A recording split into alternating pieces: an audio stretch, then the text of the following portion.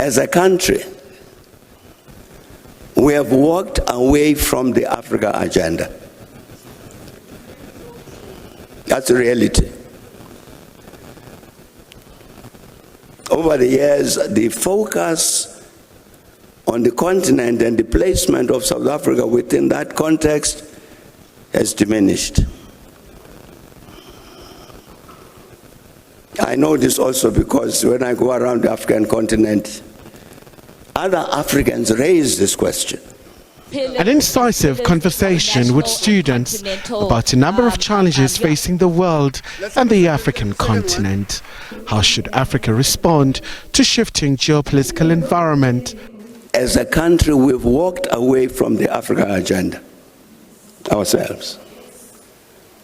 So the capacity to intervene with the rest of the continent to answer the question that we are raising, capacity isn't there. From here, to say, let us get together as Africans and play the role that we need to play in this emerging new world order. What is to be done about that? I'm saying I can tell you what I think. But I think objectively it might be entirely irrelevant. Because I think we need to do something else first. To reinstitute, for instance, the Africa agenda here in South Africa. Mbeki then delved into topical issues, including the recent Israeli attack in Qatar, which targeted the Hamas leaders. I do not think we would approve.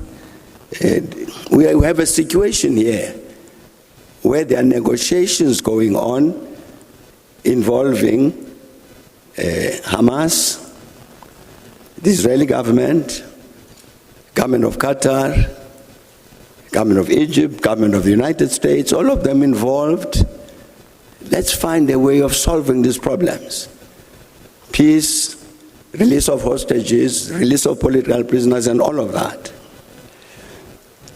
And in the middle of those negotiations, you then take action to decapitate one of the negotiators, which was Hamas. Can't be right.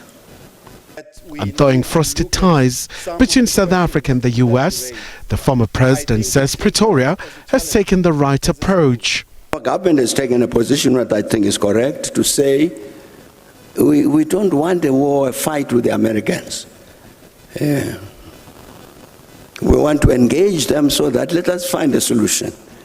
For instance, answer the question, why these tariffs? Let's find a solution to that particular matter. He also called for the DRC to be supported on its quest for peace. First agreement was signed here in Pretoria, 2002, signed by the presidents.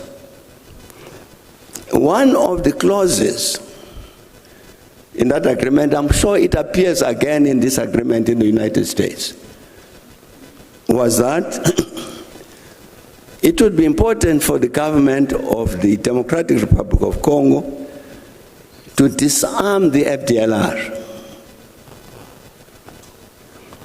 If they want to stay in the Congo, to disarm them, they can stay as refugees. Otherwise, to resist, to assist in the process of their return to Rwanda as ordinary civilians, not armed groups. Attached to that was then the withdrawal of the Rwandan troops that were in the Congo because of the presence of the FDLR. Meanwhile, the former president has defended South Africa's bilateral ties with Iran.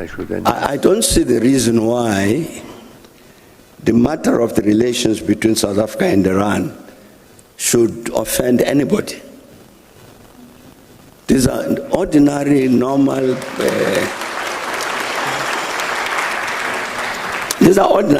bilateral relations between South Africa and Iran. There's nothing exceptional about them.